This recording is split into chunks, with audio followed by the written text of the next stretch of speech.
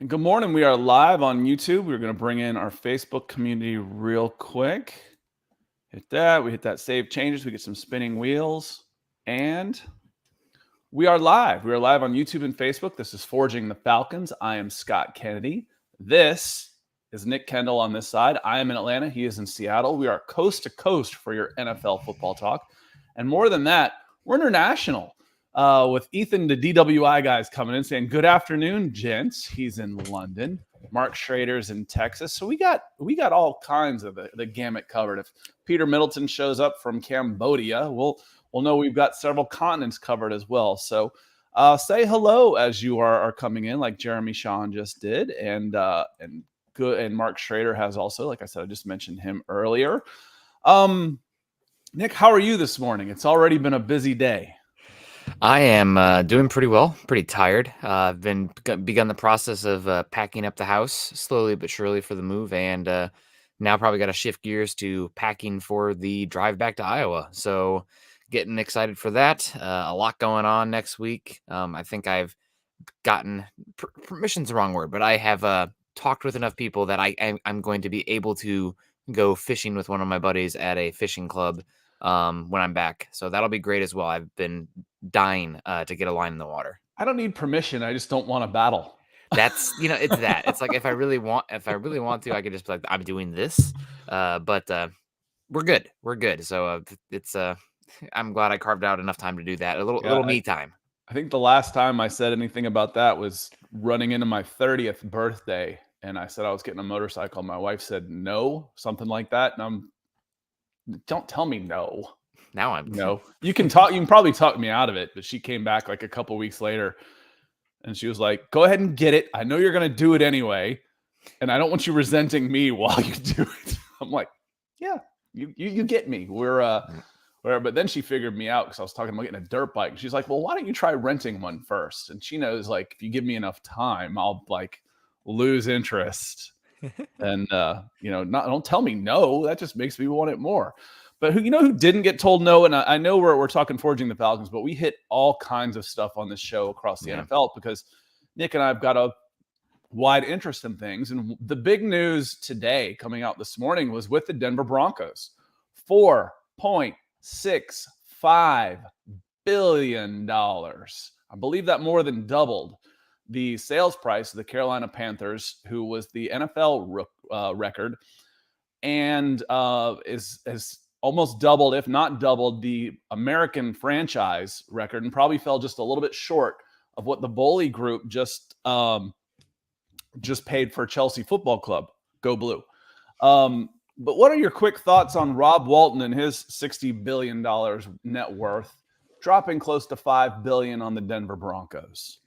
Yeah, I mean, anybody who's made that much money in their life has probably stepped on some people along the way to get there. So I know that some people, Walmart, evil corporation, blah, blah, blah. I hear you. I get the concern there, but at the same time, you were talking about multiple billionaires, fighting each other for this. So probably you look into the background of every single one of these guys, and there's going to be something somewhat sketchy there. So going to kind of put that in a box, put that away, because I feel like we need to say that first. The Broncos now are going to have the richest owner in all of football, and I think the second richest owner in all of American sports behind Steve Ballmer. So that is obviously the NFL is a salary cap game, but you still have tremendous advantages if you have the ability to put what is the money in furlough? Is that the right term there? There's something that you can do with the money to put it to pay people. Also, you're going to be able to have the best coaching staff. You're never going to be worried about not paying those guys. You're going to have the best facilities and the fan experiences as well. I think they're going to be able to. They are going to build a stadium out there probably by DIA. It sounds like that's an inevitability, and they're going to buy a bunch of land out there and create a monster conglomerate, Bronco land, so to speak, which is going to be unfortunate further away from downtown because of skyline and everything like that, but going to be probably an amazing fan experience all around. So I think overall I'm excited and I'm just relieved. I'm glad it's over with. I'm glad that it's not going to somebody who is, it seems like they're going to invest in the team. It's not going to go to somebody who's going to just squeeze out every penny of profit out of the team and just play on the margins. So that's all good. You don't have $5 billion, but you certainly don't drop $5 billion on a team that you just want to try and eke profits out of. They want Yeah. to turn their 5 billion to 10 billion. He wants to turn his 5 to 20. And you do that by creating a sparkling jewel of a franchise, bringing it back home a little bit. Arthur Blank got the Falcons for a penny because the Smith family were penny pinchers and ran a horrible franchise with the Atlanta Falcons. They didn't put any money into it. Free agents were gone. They ended up with a new stadium at the Georgia Dome based on the Olympics. Thank you. You have a franchise. They just kind of fell ass backwards into, what the NFL became. And then Arthur Smith came in, and I guarantee you, his investment has quadrupled, quintupled, septupled since he bought the Atlanta Falcons and invested in it. For where they are right now as a franchise, they're still light years ahead of where they were. We're talking about right now, one of the biggest problems is the salary cap problems that the Falcons have for overspending. Well, they didn't used to spend at all. So they used to have bad rosters and wouldn't invest. So they'd get a high draft pick. If he ended up being good, then he'd leave in 4 years. So all of those things. And speaking of investing, Mark Schrader coming in. Thank you so much. Look at that. He's coming in fuchsia, hot pink today with the super to get us going. So I certainly appreciate it. And Tiffany coming in saying, Scott's looking handsome today. Got a haircut.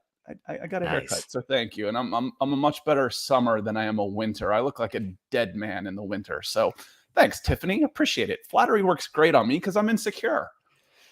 Same. So I'm honestly, where's mine? That's what I'm thinking now. Let's wait a second. What's going on? No, I'm just kidding. Dave, what a great response on how regarding ownership. Also, I see Ethan corrected me. Escrow. That's the word. I'm like furlough, escrow. It's escrow, putting the money into escrow. Well, furlough makes sense though. It's like pushing it down the line a little bit, but that's kind of like you do, and you pushing it down the line, and you don't actually plan on giving them the money. Yeah, that actually made sense to me. I'm like, okay, that works. No, it's definitely escrow. But Dave says, what a great response regarding the ownership. The other thing, and I've said this for years, I wrote my freshman English paper in college about the inequitability of the plantation indentured servant type of relationship the NCAA has with its student athletes. That's how long I've been on this bandwagon. And on the professional ranks, when they talk about these overpaid athletes, they wouldn't pay them the money if they didn't have it. I don't ever want to hear. You let me know the next time an American franchise sports owner goes broke. Let me know. When you're dropping $5 billion on guys, is it an obscene amount of money that someone's getting, 5 years, $250 million to play quarterback? Yes, it is. It is an obscene amount of money. You know why it's an obscene amount of money? Because that's how much it generates in revenue because of us. And I don't mean us as like this podcast or even many people, but us as fans, as consumers. If you want to blame anyone for how ridiculous the cost of sports have become, blame ourselves. As long as we keep watching and buying and doing all those stuff, the money, I want it to go to the athletes. I do. I want it to go to the athletes who are risking their bodies and their livelihoods. You can say, well, the owners have put forth the capital and the risk. Not anymore. They haven't. There is no risk in this anymore. It is a protected, closed shop, government-protected monopoly billionaire boys club with a guaranteed return. So, not anymore. They haven't. Okay, off the soapbox on this one. And just want to say good morning, Ray. Good morning, Ray. Welcome in. Glad you're here. Got some folks starting to come in, and wanted to hit on the topic of the day was PFF came up with their analytics, they called it, and ranked the NFL coaches that had at least 1 year under their belt, and they put them in tiers. And Arthur Smith, kind of put me in tears. I thought Arthur Smith was way underranked for what he did. I sent you the article, and then I actually didn't, then I ended up closing it out as I was closing a bunch of tabs. So I'll bring it back out. But Arthur Smith was ranked, let's see, I have to scroll way down. 20th. At 20. At 20 out of a possible 26, because there are 6 new head coaches in the league. And okay, 20, I'd almost consider that an incomplete. But then you read what it has to say about it, and it says Well, Atlanta as a whole struggled in Smith's first season at the helm. His performance is estimated to be generally unremarkable. Unremarkable last year's 7-10 record. Nick, what do you think? And I've been talking for a while. No, yeah. They had the offensive rank 19 out of 26, plus 13 points scored, and defense 18 out of 26. It's really hard to get a clean read on Arthur Smith because the roster limitations. Also, I don't know if the roster was built, the offense specifically was built to his liking. At Tennessee, he obviously had a more mobile quarterback to able to run his offense and a true bell cow running back. Now, obviously, Derrick Henry is a sample size of one. But still, that style of offense with the skyscraper type of wide receivers, the Falcons were limited. So it's pretty hard to say what Arthur Smith is as far as a head of the scheme machine there and what he's going to be going forward. That said, I think he had that team play way over its head last season, and you have to give him some credit on that. There is some variance to that where they could be, okay, well, maybe you just, you got lucky or your kicker saved you in a bunch of games, and that's not about the head coach. It's just random static and noise in the machine. I could buy that argument, but overall, I think 20th isn't the worst spot for him, but it's also not giving him much credit for squeezing the absolute most out of a pretty barren roster last season. Yeah, and that's where I am on that. It's not so much that you wanted to say he was 20th. I'm like, okay, it's fairly incomplete. 1 year, 7-11, or I got to get used to the 17-game schedule. It's crazy how adding one game throws off our reflex answers to how many games are in a season when you're projecting records. It's not so much that you want him at 20th. Okay, that might be about right. Honestly, that could be close. It's saying, his performance is estimated to be generally unremarkable. He was 7-2 in one score games with again granted against a weaker schedule. Is one of the I think it was, if not the weakest, then the winning percentage against was that was top 3. That's good coaching. The team, the Falcons were losing those last year, and you can't convince me that the roster was better last year than it was in 2020. Couldn't do it. You could not tell me that they're losing Julio Jones, who did play half a season. You're losing 15, 12, and 1,400 yards and 9 touchdowns from Calvin Ridley. And you're going out there with Matt Ryan and Jalen Mayfield at guard. Caleb McGarry was a holdover at right tackle, but you can't convince me that the roster got better. And he almost doubled their win total.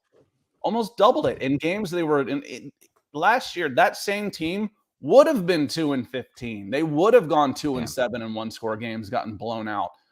I thought he did a remarkable job, not unremarkable. I thought he did a remarkable job. Now, their record projections are based on what would he do with an average roster. Everybody doing it with an average roster.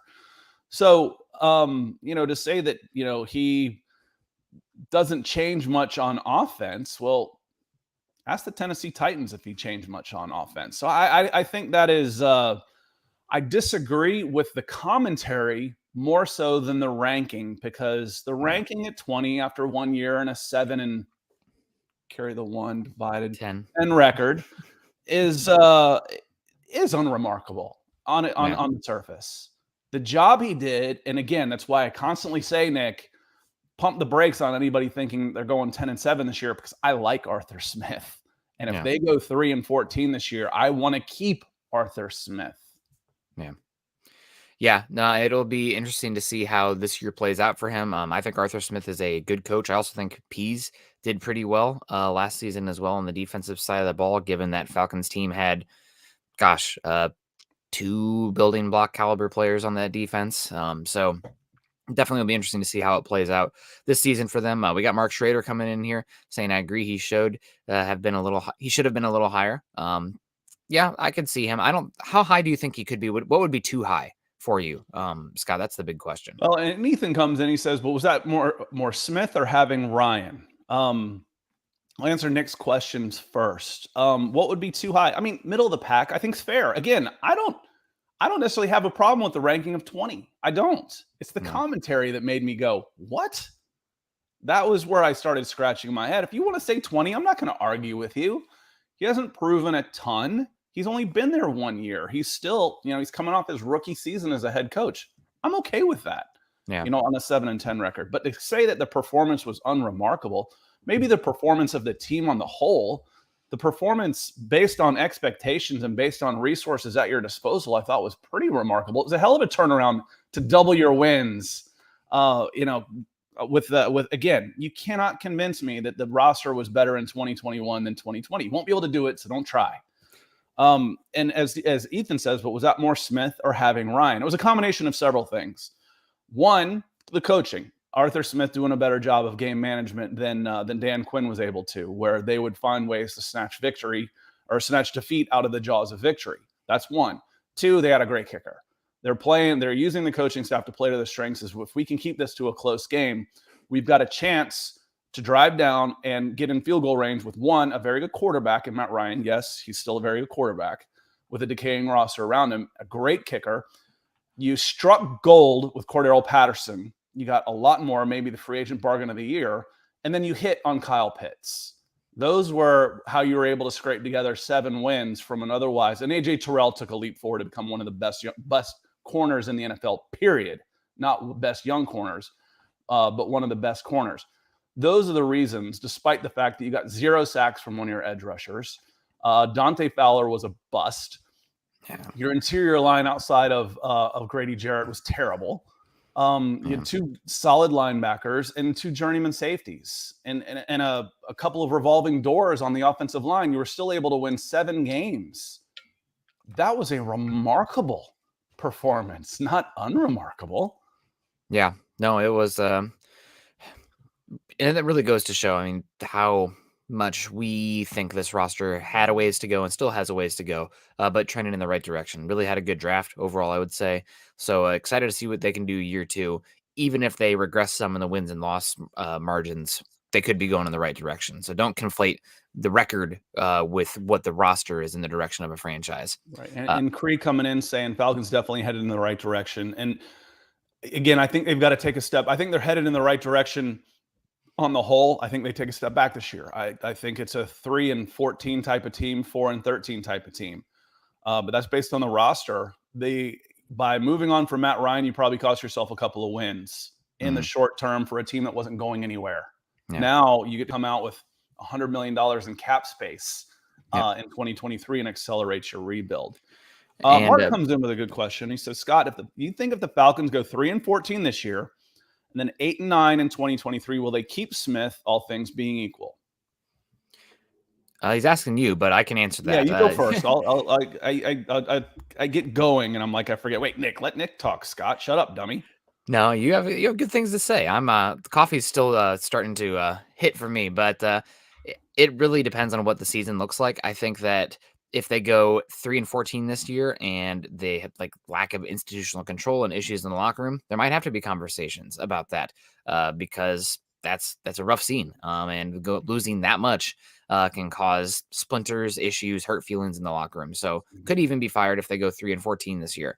I agree with you overall that that probably wouldn't be very fair given the state of the roster. But there's always context surrounding the record as well that we need that we don't have right now outside of that 3-14. On the surface, though, I think that seems like general progress and pushing in the right direction. Is that 8-9 with a rookie quarterback, Bryce Young or CJ Stroud pushing you there and really fitting in that offense? You get hot late. I mean, really want to see what it looks like. But I think all things being equal, if it did go this way, you would be keeping Smith, but it would be a playoffs or bust 2024 in this situation. Yeah, then you need to keep the arrow going in the right direction. So, Mark, I'm with Nick on this one. 3-14, and you still have the backing of the team. Not that you've got many core veterans at this point. Yeah. But at this point, after 3-14, how does AJ Terrell feel? I don't want him to be playing on the last year of his contract where he's already looking to go. Yes, you can pick up the 5th-year option, et cetera, but Kyle Pitts, is he still happy? Drake London, how is he progressing? How are the young guys progressing? Despite a 7-10 record and generally not a really good team, and moving on from your franchise quarterback, you're able to re-sign Cordero Patterson on a discount. You're able to extend Grady Jarrett. A couple of really big locker room fan favorite presences. That speaks volumes of that these guys like playing for Arthur Smith. So what I've seen and been around and heard, and then what I've watched, from afar, kind of on the outside looking in, Arthur Smith has the locker room. Even after a 7-10, these guys like playing for him, especially the ones that have been around a little bit. They like what they see. He's fair, he's open, and he's honest. He's tough, but he's fair. So you go 3-14. Like I said, I want the casual Atlanta Falcons fan to understand that going out there with $60 million at least, depending on what happens with Deion Jones, that number could be 70, with 1/3 of your cap space not even available to your roster because it's in dead cap money. Think about that. That's insane. Yeah. God. That's absolutely insane to say, I could grab 10 $7 million players out there. Lorenzo Carter didn't cost that much. I could add an entire defense of $7 million players that's not even on the field, that's not even allowed to be on the field. That 3-14 is a real possibility, an absolute real possibility. Don't put that on Arthur Smith. Put that on Thomas Dimitroff. Put that on him. Then they turn around and go 8-9. Yeah, you're headed in the right direction. Absolutely. I want to see what they can do the next year. And then they have to take that next step forward with a winning record and hopefully the playoffs in 2024. I'm willing to bottom out in 2022, this season. Willing to. I was kind of hoping it would happen because the bottom had to come. We hadn't hit bottom yet in Atlanta. The bottom had to come. Moving on from Matt Ryan, eating that dead cap, the bottom's coming. Yeah. Now bounce and keep that arrow going in the right direction. And I would be perfectly happy, all things being equal, if Arthur Smith was back after an 8-9 record in 2023. Yeah, and if you guys are looking for dad caps, make sure you head over to huddleuppod.com.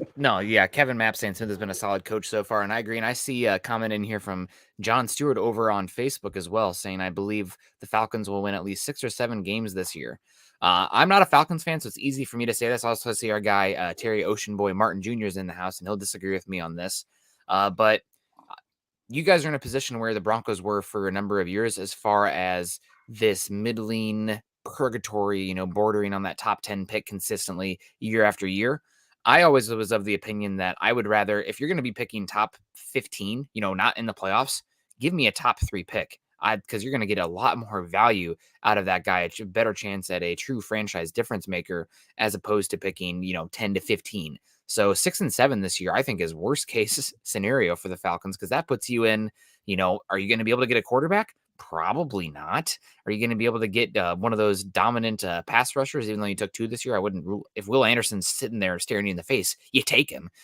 Probably not. So if I was the Falcons fan, I would be pulling for this team to truly, like you said, bottom out this year, get a top 3 pick, and either draft one of these quarterbacks, take Will Anderson, or trade down for just an absolute boatload of picks. So that's just me. That's kind of where I was with the Broncos as well. What was it? The year in 2020. They won in the last second of the game against the the Oakland Raiders at the time. Shelby Harris batted down a 2-point conversion. Broncos dropped from the 10th overall pick to 15th. They could have had Tristan Wirfs, who looks like he's going to be a Hall of Fame level tackle, and they get Jerry Jeudy instead, who has been not great so far for the Broncos. So that's a big drop in talent. So I know it sucks in the short term, but really, if I was a Falcons fan, I'm thinking, what do I want? Do I want to have more enjoyment in 2022 on a team that's pretty devoid of talent?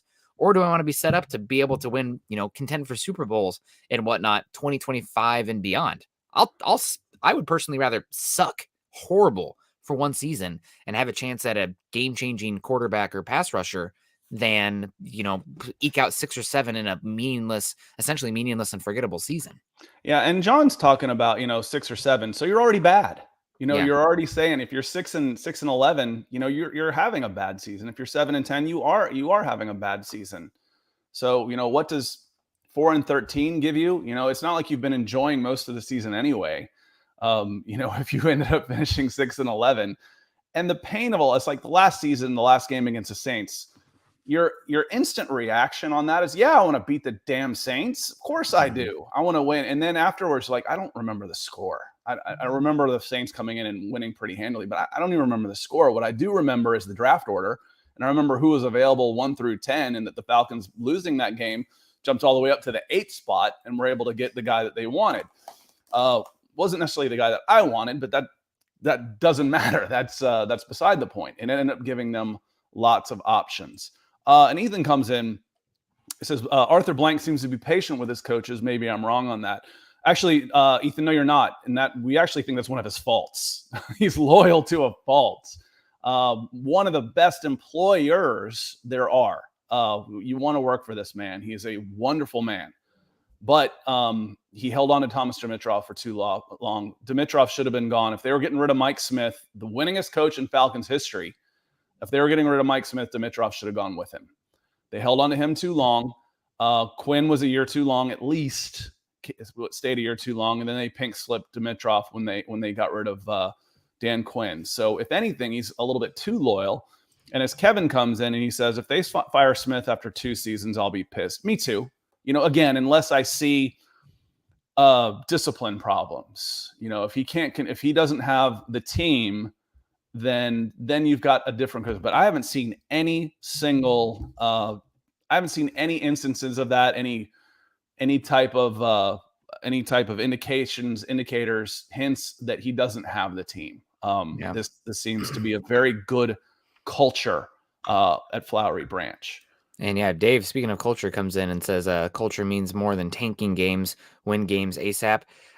There's a difference between fans, pulling for the tank and thinking long term versus with the team. The team, you want the team to still be fighting. It's a very young team. They are devoid of talent in a lot of key areas, but that doesn't mean that they should be tanking this season from the internal perspective. It doesn't mean a hoot what the fans or analysts think that they should do and what would be the most beneficial for them.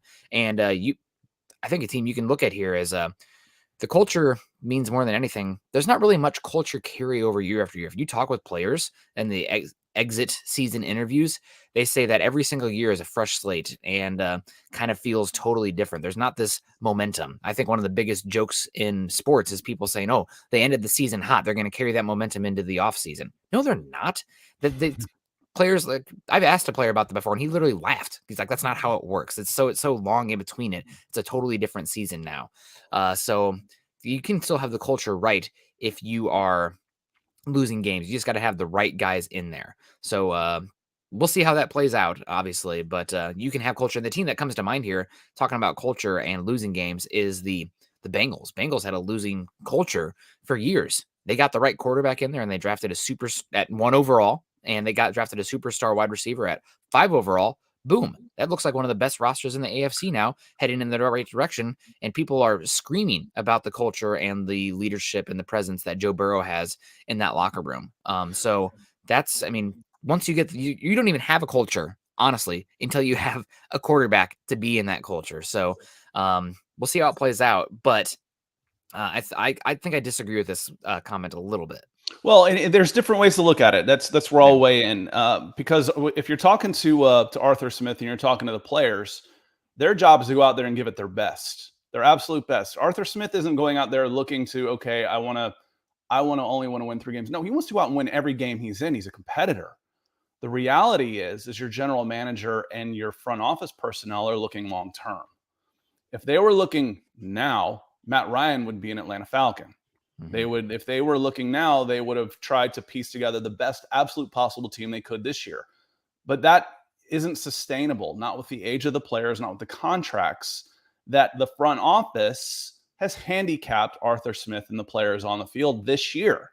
That's okay. That's their job, to build long term. Arthur Smith, Dean Peace, Marcus Mariota, Grady Jarrett, they're out there to bust their asses and give it their absolute best. But they're out there fighting with one arm tied behind their back. So there's differences. You can say, I'm going out there to win. We're doing our damnedest to go out and win every game we play, and still be a 3-14 team. That's where the roster is. The roster is not good enough. So and again, don't put that on Arthur Smith and Terry Fontenot. You drop that right in the lap of Thomas Dimitroff. 2024, I'll start saying, okay, I won't say Thomas Dimitroff anymore unless we're talking revisionist history. 2024, this will be their team for sure. Let me see. I want to say hi to Terry. Terry coming in, says, sup, fellas. Good morning, Terry. And Michael Ranquillo coming in, said, good morning, Scott and Nick on Forging the Falcons. Good morning, sir. And Rusty Harness coming in also. And he says he thinks he needs 2 years of cap space to make this call in the direction the team's heading, but right now with no cap, seem to be going in the right direction. Yeah, and Rusty, I think before I even saw your comment, I just said 2024. So that would be 2 years of cap would be 2023 and 2024. Where is this team after that? It's kind of like a college coach you hire. I want to see him play with his own players. I want to see him bring these guys in. This season it's not even one arm tied behind their backs. It's both arm ties behind their back. And they're just trying to duck and dodge and see if they can wear the other guy out and give him a headbutt, and that's not going to work. So this year is bottom. This year's bottom.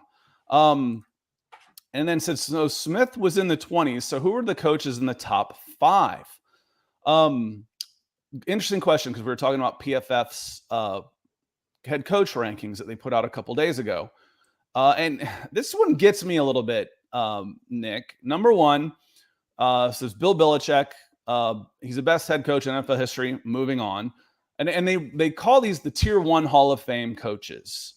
Number 2, John Harbaugh, Baltimore Ravens. Number 3, Andy Reid, Kansas City Chiefs.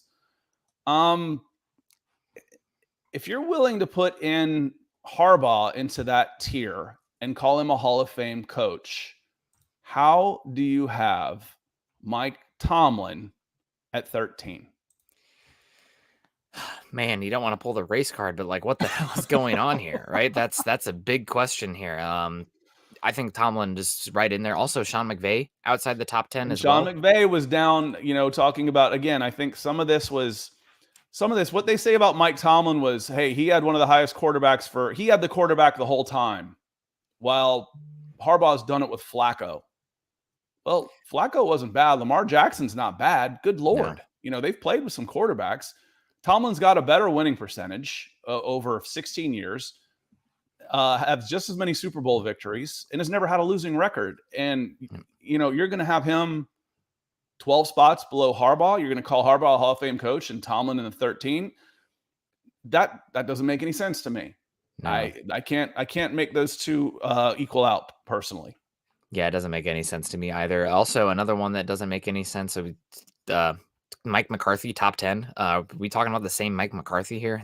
God, I think he's one of the worst head coaches in football, honestly. And look where he gets his in here. I'll put this in here so y'all in the chat so y'all can read it. It was over on PFF, and I believe it was a free article. I'll drop that link in the chat if you wanted to go check it out.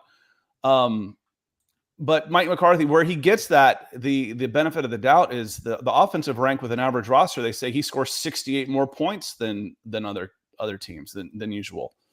Really? Because he didn't have an average roster. He's never had an average roster.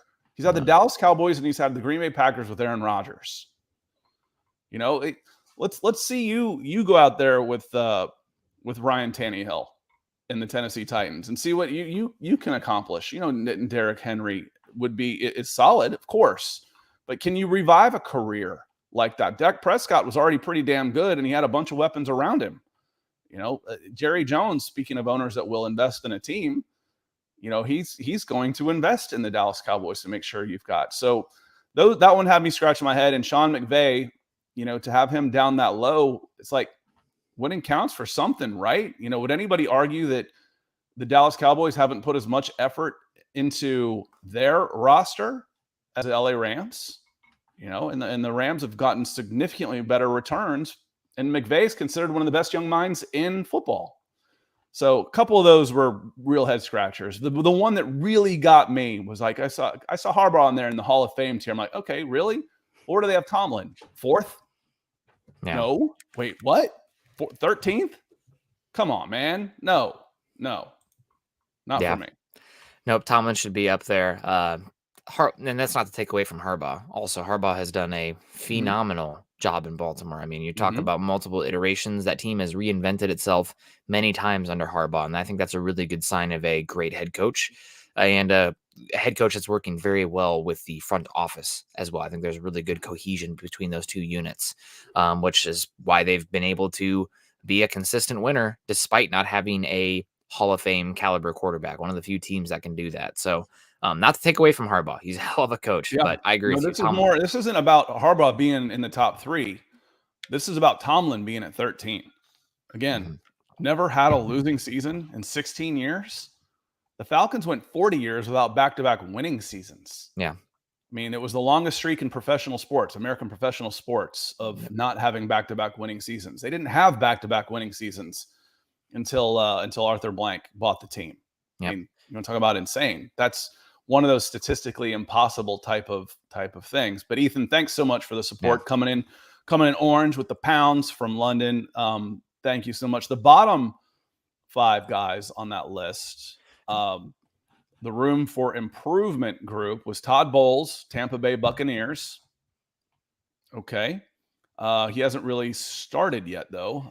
Zach Taylor, Bengals. They're using coaches who are retreads in this article as well. So first-time head coaches don't get on here, but ones that have been head coaches prior are on this list, apparently. And then they're going off a straight model. And again, people say, "Oh, that's what the analytics say." Well, the model and the algorithms are only as good as the people who know how to set up the formula correctly. Yeah. When you're putting up a formula that's got Mike Tomlin 13, and you want to call him a Hall of Fame guy, but Zach Taylor, he's 22nd, and he's got a losing record with an average roster. Matt Rule at 24, yeah, I can live with that one. Dennis Allen's a retread. Robert Saleh, New York Jets. So, but the one that got me, Zach Taylor at 22.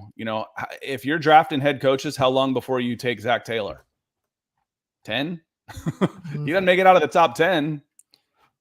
I don't know. Starting a franchise. Yeah. It's like, okay, do I want Belichick? He's 80 years old. I don't think I'd probably go, is it Sean McVay? And this doesn't have to do with, coaching ability.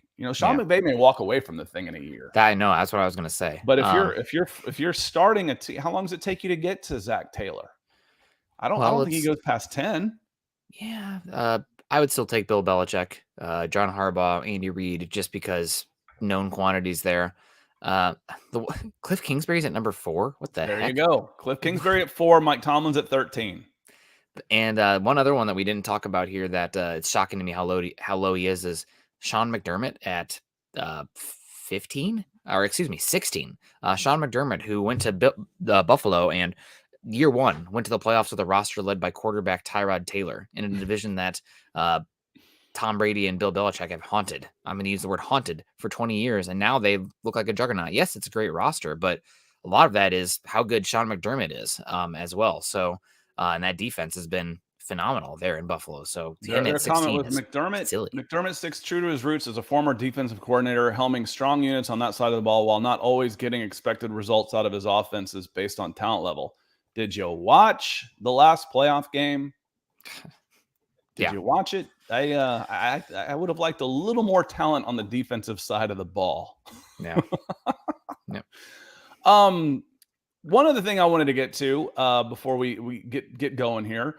ESPN came out with a projected draft order and percentages based on, the analytics and the model, et cetera, of next year. And they had the number 1 overall pick. Surprised me a little bit, honestly. But they had the number 1 overall pick as the New York Jets. It seems to me that the Jets are getting a little bit more hype coming into the season based on a very good offseason that I don't think they're going to have the worst record in football. Number 2, Chicago Bears drafting 3rd, Houston Texans, 4, Jacksonville Jaguars, 5, Atlanta Falcons. I think we're all pretty much in agreement that throw in maybe the Panthers, and you never know about the Lions. The Lions seem to be headed in the right direction, though. But those 5, roll them around and throw them out. I think those 5 sound about right. Jets 1, Bears 2, Houston Texans 3, Jacksonville Jaguars 4, Atlanta Falcons 5 is how they come out with their top 5.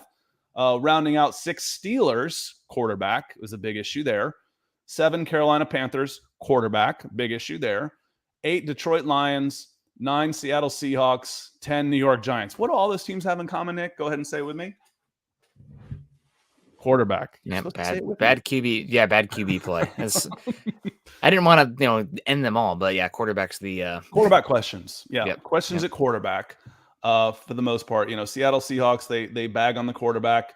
Number 10, they say Daniel Jones is there and has upside. I'm tired of hearing about upside with a guy that's been in the league, 3-4 years. Yeah. Jared Goff is okay, should be better. Carolina Panthers quarterback, Pittsburgh Steelers quarterback, Atlanta Falcons quarterback, Jacksonville Jaguars, everybody but the quarterback. Yeah. Houston Texans, they're doing okay there, everybody but the quarterback. Bears, they feel okay, and the Jets feel okay. The second part of that list is all about the quarterback rooms. Yep. Yeah. Not enough quarterbacks to get it done. So it is what it is. Hopefully the Falcons will get themselves out of that tier pretty soon. We'll see this year. Maybe it's going to be Desmond Ridder. Maybe Marcus Mariota has a renaissance season.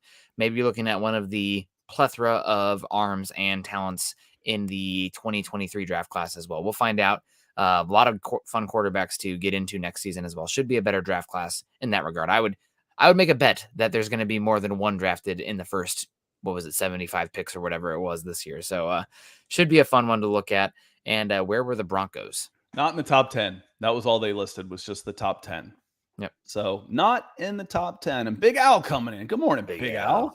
Welcome in from YouTube. Appreciate you being here. Again, talking about a top 5 pick, it's an easy time of year to start getting excited. It's all internal. Oh, Desmond Ridder is looking really good as a rookie. Drake London has showed up. He looks great. This linebacker is super fast, and Jalen Mayfield looks lighter on his feet, and Marcus Mariota looks revived. It's June. It's OTAs. It's all internal. It's without pads. It's all those type of things. Then you get that stark reminder of, but who's going to play left guard? Is anybody going to get any better than Caleb McGarry? Who's playing the other 2 defensive line spots? You going to get any pressure? You start talking about how it can get better. And Michael Rothstein says how they outperform his projections. And he mentions 5 rookies. 5 rookies. Michael Rothstein is the Atlanta Falcons beat writer for ESPN. And there's the questions there, which is the offense, obviously the offensive line, the quarterback room. And then Michael Rothstein, the rebuttal on each of these. It's an ESPN Plus article. I can drop that one in here as well. It was nice that they added this to ESPN Plus if you were a digital subscriber, which I was, to watch all of their international football. So I got this included as well. You may not, but they start off with this is why we have them here, and this is how they could get better. And the better on all of this, how they get better, every single answer is a rookie. Okay. So with the Atlanta Falcons, you have every right to be excited about this rookie class. I'm excited about this rookie class. And they didn't even mention Troy Anderson, one of my favorite rookies, possible rookies at linebacker in this class. But they mentioned Desmond Ridder, Drake London, Tyler Algier, and then 2 edge guys, Arnold Ebiketie and D'Angelo Malone. If you're counting on 5 rookies to make you better, you're drafting top 5. You're drafting top 5. That's just the way it's going to be. Yep, that's the reality of this roster, unfortunately. But that doesn't mean the season can't be devoid of meaning and enjoyment. There's going to be a lot of young, fun players that you're going to see grow, and this is the stepping stone. Some of the best times. One of my favorite seasons covering and following the Broncos was that 2011 year where they had almost no expectations and Tim Tebow went to the playoffs. Yes, that was pre-Peyton Manning, but it was a step on the way. You see Demaryius Thomas step up. You see Von Miller started to come to his own as a rookie. Those are all part of the journey towards where you want to go. So even if the season's record is poor, doesn't mean that the season lacks meaning or direction. If I see flashes from all of those guys, it's going to be exciting. Yeah. It'll be exciting. You can have a bad season and still see the light at the end of the tunnel with the young players. What is depressing is when you're bad, old, and expensive. Then it's like, man, we haven't even started getting better. That's when it starts. That's when it feels hopeless. This is a young roster with a ton of cap money coming, and they're resetting with an owner that is willing to invest and plenty of capital. So I think it will be, you can have a poor season and still have bright spots in it. And those are 5 guys again. And for me, Troy Anderson, I think, could be a lot of fun to watch on the defensive side of the ball. Yeah. Should be a fun team. I'm excited to see what the pass rushers can do as well. You should have a lot more twitch and juice at the edge position with Malone and Ebiketie. So it should be a lot better this season. Also excited to see what Kyle Pitts can do in his what is he going to be? 14 years old this year. And Drake London Yeah, too. I think he's got a September birthday, Nick. Okay. So it's either September or October, but he'll start the season at 21 years old. Yeah. And AJ Terrell is super young too. Yep. He's only 23 or 24. And then Drake London was one of those young guys as well. And hopefully Jalen Mayfield again. I think he was another 20-year-old player coming out who turned 21 during the season. So, he's got plenty of room for growth. He can't be worse. It can't be worse at left guard. Probably not. Just like it cannot statistically be any worse at edge. It's got to get better. So that will be room for improvement. Where it can get worse is a quarterback position. I would love it, but I don't expect Cordell Patterson to be the revelation. If he puts up another season like he did last year, it'll be a lot of fun. He's fun to watch, period. Yeah. Yep. Yeah, it should be a fun season, regardless of what the record is, and excited to break it down, what it looks like, and keep a close eye on all the young players and track their progress as the season progresses. So on that note, Nick, as we get going, I think we can catch you tonight on Mile High Huddle on YouTube or on Facebook on the Mile High Insiders. I have a feeling we're going to talk some business of the NFL tonight on the Mile High Insiders with Luke. Yeah. And here we go. Oh, good Lord. Ethan coming in saying, I was just wondering who the sponsor of this show is. You know what? You're the sponsor of this show. You are our benefactor, our sponsor of the show. You and Mark came in, and thank you for our Super Chat superstars. But before we get out of here, let me share my screen here and say, if you are looking for a home in the Metro Atlanta area or looking to sell your home, check out RyanKennedyHomes.com. It is a white hot market in the Metro Atlanta area. And if you don't have an agent, you're not getting into this area, because the houses that are going up for sale now, they're not going up for sale. They're telling somebody they're an agent. Agents are calling other agents. Oh yeah, I've got people looking to buy now, and they're making cash offers. Not that you have to. I'm just saying you have to work with an agent in order to get into this market. Or if you're looking to get out, help yourself maximize your value as you're looking to move on. But Ryann Kennedy Homes, check it out. She's terrific. That is a promise. And thank you so much to Ethan. You're terrific. Mark Schrader, Jeremy, Ray, all y'all, US Dave, Big Al. If I didn't say your name, I apologize. It doesn't mean Chris. Actually, let me hit Chris real quick before we get out of here. I glossed over this one, Chris. I apologize. Chris says, morning, guys. Don't underestimate team chemistry. If the locker room situation has people with great attitude, good chemistry, and proper leadership, combine that with good personnel, the right cap management, and some stability, you really have something to build on. Yes, the one part that's lacking for me right now is the good personnel, and that's going to take a little time. The cap management is getting better. I'm been a big fan of the team chemistry that I've seen, the leadership, and all of those things. But right now, based on the previous poor cap management, along with some draft classes that have been questionable, the personnel isn't where it should be. And that's going to take some time. Yep. You're exactly right. We'll hopefully get it in the right direction this season. Hopefully they hit on their draft picks. Hopefully some of the guys in their class last year, Jalen Mayfield, Richie Grant, et cetera, can step up. But right now we're just dealing with what we know. And as a team that was pretty much held together by duct tape with a lot of lacking in cap space, and traded their quarterback, who's probably pretty underrated. And I'm excited to see what he can do at Indy this year. Wish he would have went to the NFC, because that's one more team that looks competent and formidable in the AFC. Colts. Frank Reich on that list was about 10 or 11, or he cracked the top 10. I think he was 9. Frank Reich has done really well, and I think he's going to do really well with Matt Ryan. And I'm excited for Matt Ryan in the AFC. I'll look forward to watching him. With all of the stuff that's come out, the Deshaun Watson stuff, I think it makes you a bigger fan of the professionalism of Matt Ryan and how he kind of got done dirty. I'm thankful that the Falcons aren't having to go through what the Browns are going through right now. If they had pulled off that trade, I am thankful for that. On that note, head over to Mile High Huddle, and we're going to join Kim on Beckoning the Broncos in 10 minutes at the top of the hour. She's got her, feels like, third or fourth show already. I'll be in the background helping out with the chat, helping out with the ones and twos. So that's where I'm headed, and I hope to see you there. Until next time, thank you for being here, and we will see you soon.